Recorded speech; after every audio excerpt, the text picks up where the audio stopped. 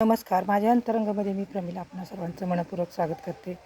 तर जुने माझे सबस्क्रायबर आहेत त्या सगळ्यांना माहिती आहे की मी 2025 ऑक्टोबर या महिन्यात नोकरीच्या रिझाईन केलं होतं. तर रिझाईन करून आता ऑक्टोबर, नोव्हेंबर, डिसेंबर, जानेवारी, फेब्रुवारी, मार्चचे 10 तारीख ओलांडून गेली. तर दरम्यानच्या काळात कसं असतं, तुमची पेन्शन असते. सरकारी नोकरी असल्यामुळं पेन्शन आहे, बाकीचे PF वगैरे बऱ्याच गोष्टी असतात, गट विमा वगैरे असं काय काय असतं. तर मी लगेचच माझे पहिल्यांदा राजीनामा मंजूर झाला. त्यानंतर मी लगेचच माझे कागदपत्र म्हणजे दिले आमच्या डिपार्टमेंटकडं आणि म्हटलं होईल आता काम. म्हणजे 2 महिने झाले, 3 महिने झाले, 4 महिने झाले, 5 महिने संपत आले.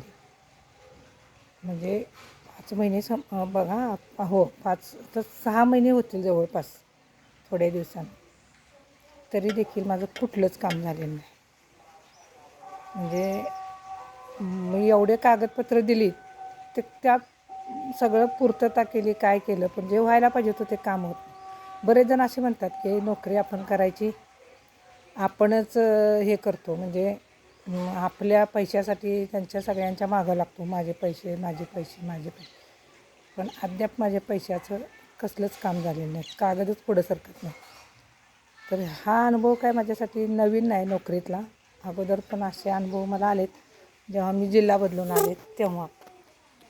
तर सांगण्याचा मुद्दा काय आहे की पैशाची गरज प्रत्येकालाच असते.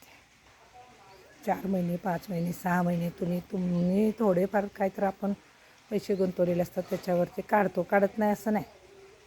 तरी देखील कुठल्याही सरकारी काम असू दे पटकन केलं जात नाही आणि कर्मचाऱ्यांना असं धाब्यावर बसवलं जातं. म्हणजे तुमचं पैसे आपले, आपण इतक्या वर्ष नोकरी केलेली असते तरी देखील ते पैसे लवकर मिळत नाही.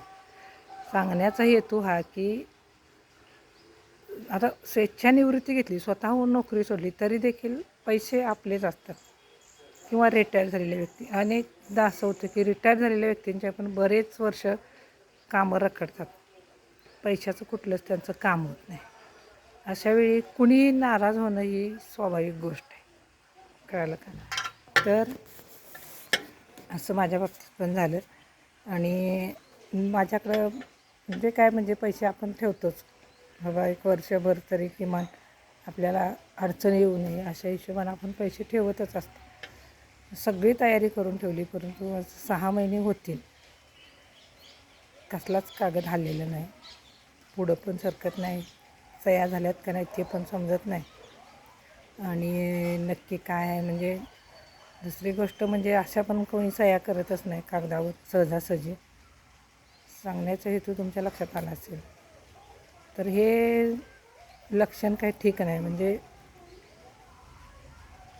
पैसे आता बघा, आता समजा आम्ही दोघंजण नोकरीत असल्यामुळं आमचा एवढा काय आर्थिक म्हणजे अडचणीचा मुद्दा येत नाही.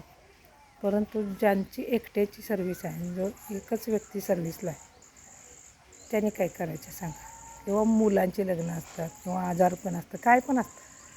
सुदैवानं सगळ्यांच्या बाबतीत समानच भूमिका असतील असं नाही, किंवा समानच समस्या असतील असं पण नाही.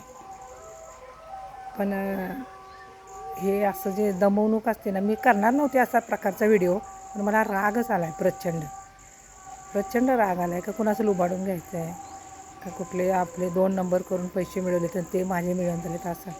आपल्या स्वतःच्या कष्टाचा पैसा असून देखील 10 वेळा मुजरे करावे लागतात, मागं लागावं लागतं. माझा कागद गेला आहे का, सह्या झाल्यात का, क्लास मी पुढे ढकलला का.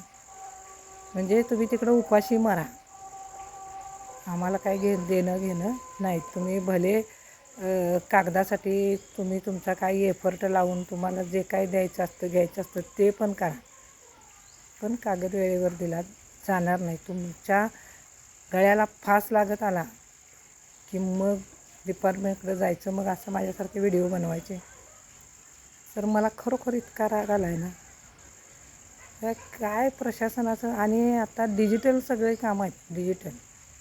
ऑनलाईन व थांबावं लागतं असं पण काय. तर मला राग येण्याचं कारण म्हणजे तुम्ही सहजासहजी तर कागद कुठला देतच नाहीत, त्यात काही विषयच नाही. तो कशा प्रकारे दिला जातो, कसा पास केला जातो हे प्रत्येकालाच माहिती आहे. त्यामुळं तर एवढी नावाची खराबी होऊन जाते तुमच्या व्यवसायाची असेल किंवा तुम्ही किती टॉपला जा, पण सर्वसामान्य लोक तुम्हाला काय म्हणतात हे सांगायला नको. तर बघणार मी काय होतं ते. आता तर हा व्हिडिओच मी टाकला आहे, न भिता काय करायचं ते करू देत.